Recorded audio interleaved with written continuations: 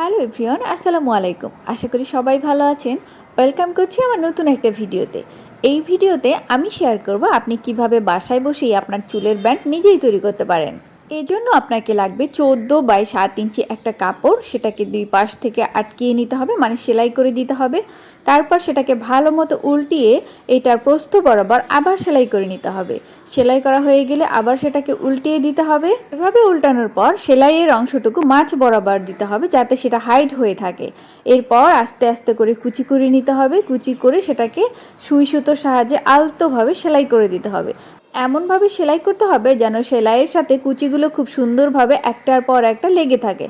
অনেকেই আছে যারা সুই সুতোতে একটু ভয় পান, তারা চাইলে এখানে গ্লুগান দিয়ে লাগিয়ে নিতে পারে। এই পর্যায়ে আমাকে ওই একই প্রিন্টের কাপড় নিতে হবে, সেটা হবে 12 বাই 12 ইঞ্চি। তারপর এটাকে চারপাশ থেকে সেলাই করে নিতে হবে।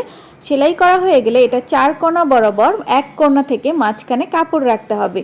তারপর এটা সুই সুতার সাহায্যে আবারও সেলাই করে দিতে হবে। এই সেলাইটা একদম সোজা বরাবর সেলাই করতে হবে, তাতে শেপটা অনেক বেশি সুন্দর আসবে। দেখতেই পাচ্ছেন সেলাইটা কত সোজাভাবে করা হচ্ছে। একটু ফাঁকা ফাঁকা রেখে সুই সুতাটাকে টানতে হচ্ছে। পুরোটা এইভাবে সেলাই করা হয়ে গেলে সুইয়ের সাথে যে সুতা থাকে সেই সুতা ধরে টান দিতে হবে। টান দেওয়ার ফলে সুন্দর একটা কুচি কুচি করা একটা ফ্লাওয়ারের মতো হয়ে যাবে। তারপর এই সুতাকে পেঁচিয়ে সুন্দরভাবে এখানে বেঁধে দিতে হবে।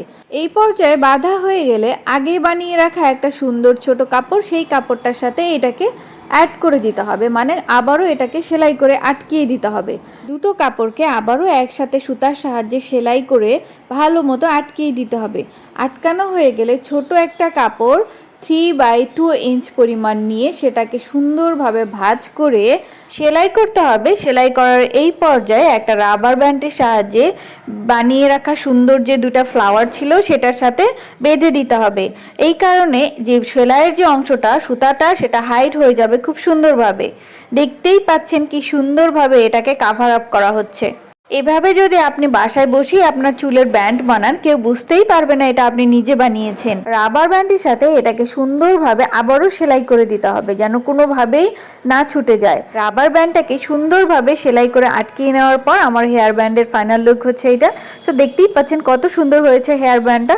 সো আপনারা কিন্তু চাইলেই বাসায় বসে এরকম সুন্দর সুন্দর হেয়ার ব্যান্ড তৈরি করতে পারবেন, কেউ বুঝতেই পারবে না।